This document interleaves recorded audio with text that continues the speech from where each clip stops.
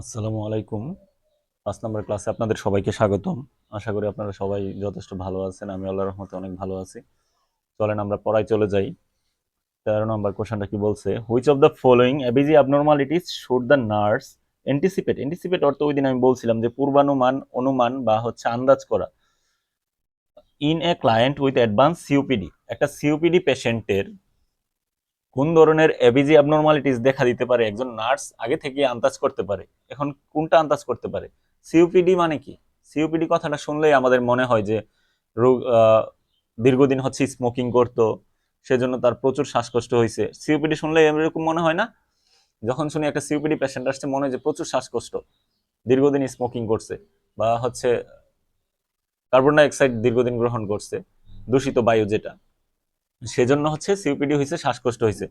শ্বাসকষ্ট হইলে আমরা যখন স্যাচুরেশন মাপি তখন দেখি যে লেস দেন 93, 93 নিচে চলে আসে। আমাদের নর্মাল স্যাচুরেশন যত, তার চেয়ে অনেকটা কইমা আসে, তাই তো? শ্বাসকষ্ট হইতে হইলে স্যাচুরেশন কমতে হবে না?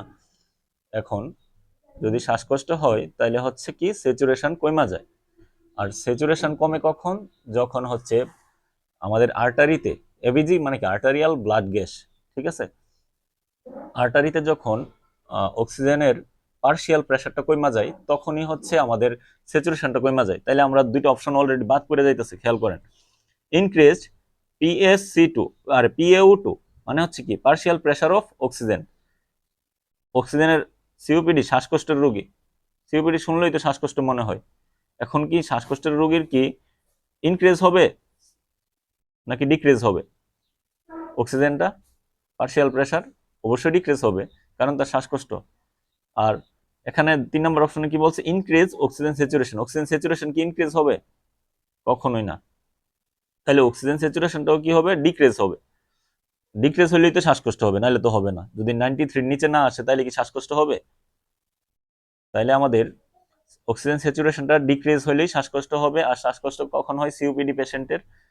আমরা সিওপিডি বলতেই বুঝি শ্বাসকষ্ট। তো যদি পার্শিয়াল প্রেসারটাও কমা যায়, স্যাচুরেশনও কমা যায়, পিএইচ কি ইনক্রিজ হবে? না, পিএইচও ইনক্রিজ হবে না। পিএইচ ইনক্রিজ হইতে হলে অবশ্যই অক্সিজেন কমপক্ষে নর্মাল থাকতে হবে, তাই তো? তাইলে এটাও কি হবে? ডিক্রিজ হবে, ঠিক আছে? তাহলে আমরা তিনটা জিনিস পাইলাম, ডিক্রিজ হয়ে যাবে। 4 নম্বর অপশন, যেহেতু তিনটা মিলতেছে না সিওপিডির সাথে, সিওপিডির ইয়ার সাথে, 4 নম্বরটা কি বলছে? আমাদের আরেকটা জিনিস জানতে হবে, সেটা হচ্ছে অক্সিজেনের এন্টিপার্টি কোনটা? Carbon dioxide. অক্সিজেন স্যাচুরেশন যদি কমা যায় তাহলে ওই জায়গাটা ফিল আপ করবে কে? Carbon dioxide. আর যদি কার্বন ডাইঅক্সাইড কমে যায় ওই জায়গাটা ফিল আপ করবে কি? অক্সিজেন। তাহলে এখানে দেখেন অক্সিজেন কমে গেছে, কারণ অক্সিজেন কমলেই তো হচ্ছে শ্বাসকষ্ট হবে, সিওপিডি হবে। তাহলে অক্সিজেন কমে গেছে আর কার্বন ডাইঅক্সাইড এতে করে বাইরে যাইব, এটা স্বাভাবিক। তাইলে দেখেন এখানে লেখছে ইনক্রিজ পিএসসিও2, অর্থাৎ partial pressure of carbon dioxide. তাহলে partial pressure of carbon dioxide কি হবে? ইনক্রিজ হবে।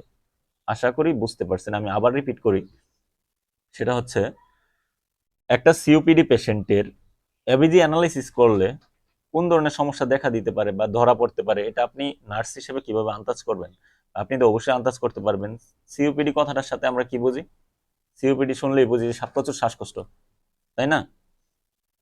সিওপিডি যখন হসপিটালে একটা রোগী আসে সিওপিডির, তখন আপনি কি মনে করেন? আরে রোগীটার কত কষ্ট হইতেছে, অনেক শ্বাসকষ্ট আছে নিশ্চিত, সিওপিডি। তাইলে যদি শ্বাসকষ্ট হয় কখন? অক্সিজেন স্যাচুরেশন কমে গেলেই তো শ্বাসকষ্ট হয়, তাই না? তাহলে ডিক্রিজ হবে কি? Oxygen saturation. একটা অপশন বাদ চলে গেল, এখানে ইনক্রিজ লেখছে, ভুল লেখছে। তাহলে কখন ডিক্রিজ হয় অক্সিজেন স্যাচুরেশন? যখন হচ্ছে পার্শিয়াল প্রেসারটা কমা যায়। তাহলে পার্শিয়াল প্রেসার কমা গেলে হচ্ছে অক্সিজেন স্যাচুরেশনটা কমা যাবে। আর অক্সিজেন স্যাচুরেশন কমা গেলে, পার্শিয়াল প্রেসার কমা গেলে অক্সিজেনের, তাহলে কি পিএইচ ইনক্রিজ হইতে পারবে? পিএইচও ইনক্রিজ হইতে পারবে না। সো এখানে ডিক্রিজ হবে পিএইচও, ঠিক আছে? তিনটা অপশনই ভুল দেওয়া আছে, তো চতুর্থ অপশনটা নিশ্চিত আনসার। এখন আনসার হইতে হইলে ওই যে বললাম না, অক্সিজেনের অ্যান্টিপার্টি কোনটা? Carbon dioxide. তাহলে অক্সিজেন যদি কমে ওই জায়গাটা দখল করবে কার্বন ডাইঅক্সাইড, জায়গাটা তো আর খালি থাকবে না, অক্সিজেনের জায়গাটা ফিল আপ করবে কার্বন ডাইঅক্সাইড। তাহলে ইনক্রিজ হবে কি? কার্বন ডাইঅক্সাইড, কারণ অক্সিজেন স্যাচুরেশন কমে গেছে। আশা করি বুঝতে পারছেন। আমরা পরবর্তী কোশ্চেনটাতে চলে যাই। ইফ এ ক্লায়েন্ট কন্টিনিউ, দাঁড়ান ঠিকভাবে রাখি আগে। If A if a client continues to hypoventilate, the nurse will continually assess for a complication of, এখন একটা হাইপোভেন্টিলেট পেশেন্টের ভেন্টিলেশন কথাটা শুনলে আমাদের মনে হয় কি, ভেন্টিলেশন কথাটা তো রেসপিরেটরি সিস্টেমের সাথে জড়িত, তাই না? লাঞ্চ, ভেন্টিলেশনের কাজ করে কি লাঞ্চ, ভেন্টিলেট কথাটা শুনলেই আমাদের মনে হয় কি হচ্ছে এটা রেসপিরেটরি সিস্টেমের সাথে জড়িত। এখন কি হয়েছে, হাইপোভেন্টিলেট, তার ভেন্টিলেশনের পরিমাণটা কি হয়েছে, কমে গেছে। কখন কমবে ভেন্টিলেশনের পরিমাণটা, কখন কমবে? যদি অ্যাসিডের পরিমাণ বাইরে যায়, কার্বন ডাইঅক্সাইডের পরিমাণ বাইরে যায়, তখনই তো, তাই না? অ্যাসিডের বাড়ার সাথে সম্পর্ক হচ্ছে কার্বন ডাইঅক্সাইড বাড়ার। এখন আমরা অপশনে আসি, ঠিক আছে? রেসপিরেটরি অ্যাসিডোসিস, রেসপিরেটরি অ্যালকাইলি মানে কি, ক্ষার। অ্যাসিডোসিস মানে হচ্ছে অ্যাসিডের পরিমাণ বাইরে যাওয়া, এটা হচ্ছে অ্যাসিডোসিস। তাইলে যেহেতু হাইপোভেন্টিলেট হইছে, মানে সেক্ষেত্রে এটা কি হইব, অ্যাসিডোসিস। আনসার আমরা পাইয়া গেছি অলরেডি, রেসপিরেটরি অ্যাসিডোসিস, ঠিক আছে? কারণ ভেন্টিলেশনের কাজ করে রেসপিরেটরি সিস্টেম, আর যেহেতু কইমা গেছে তাইলে অ্যাসিডের পরিমাণ বাইরে গেছে, আর অ্যাসিড বাড়ার সাথে সাথে কার্বন ডাইঅক্সাইডের পরিমাণ বাইরে গেছে। অ্যাসিডের সাথে কার্বন ডাইঅক্সাইডের একটা ভাই ভাই সম্পর্ক, অ্যাসিড বাড়ছে, কার্বন ডাইঅক্সাইড বাড়ছে, ঠিক আছে? কার্বন ডাইঅক্সাইড বাড়ছে তো অ্যাসিড বাড়ছে। এখন 3 নম্বর অপশন বলছে হচ্ছে মেটাবলিক অ্যাসিডোসিস। আমাদের মেটাবলিক প্রশ্নে আসার কথা না, কারণ ভেন্টিলেশনের কথা লেখা আছে।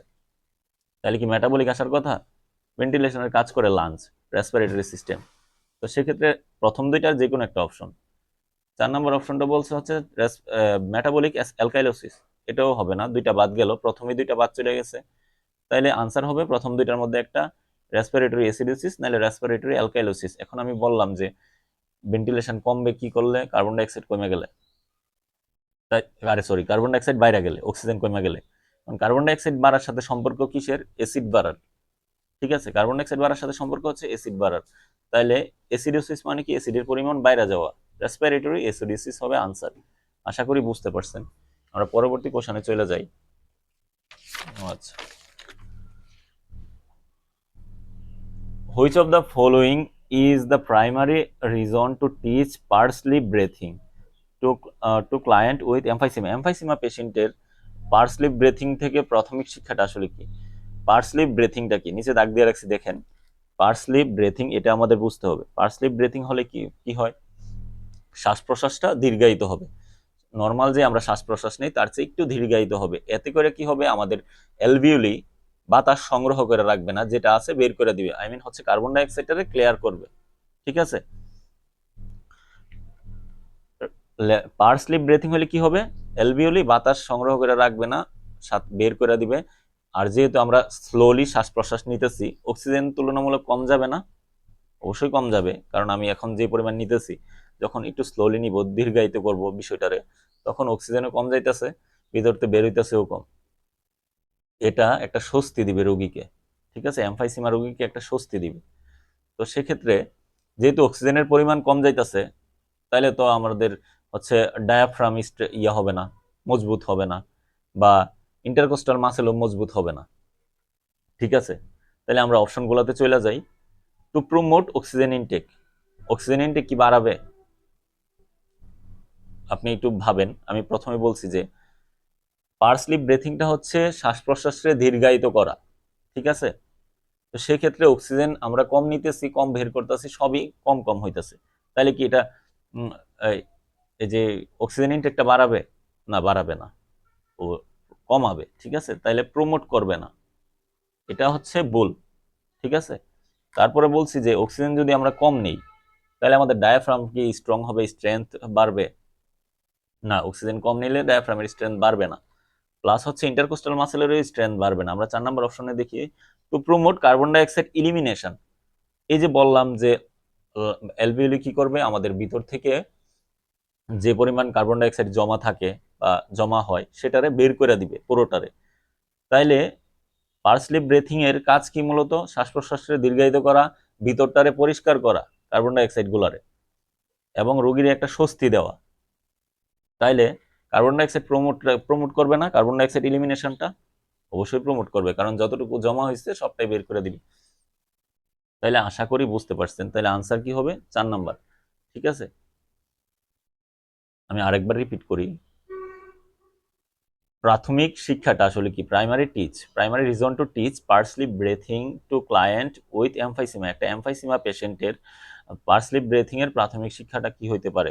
পার্স স্লিপ ব্রেথিং মানে হচ্ছে কি শ্বাস প্রশ্বাস দীর্ঘায়িত হওয়া। দীর্ঘায়িত হইলে অক্সিজেনটা আমরা কম নিতেছি, তাই না? নর্মালি যতটুকু নিতেছি বারবার নিতেছি, কিন্তু তখন আমরা কম নিতেছি, তাইলে প্রমোট হবে না অক্সিজেন ইনটেক। ঠিক আছে, যেহেতু আমরা কম নিতেছি, আর অক্সিজেন ইনটেকটা কম নিলে, ইনটেক কম হইলে ডায়াফ্রাম স্ট্রেংথ হবে কি করে? ইন্টারকোস্টাল মাসেল বা স্ট্রেংথ হবে কি করে? তারপর তাহলে উপরের তিনটা অপশন বাদ চলে যাইতেছে। তাহলে আনসার কি হবে? To promote carbon dioxide elimination. Carbon ডাইঅক্সাইডটা তো ইলিমিনেট করতেছে, বের করতেছে, দূর করতেছে, এটারে প্রমোট করতেছে না। যখন আমরা ধীরে ধীরে শ্বাস নিব, নেওয়ার পর বের করব, তখন কি হবে? যাইতেছে অল্প, যেটা জমা আছে ওইটা বের হয়ে যাইতেছে, আবার যাইতেছে, আবার বের হয়ে যাইতেছে, টোটালি ক্লিয়ার রাখতেছে। সেক্ষেত্রে রোগী একটু স্বস্তি বোধ করবে।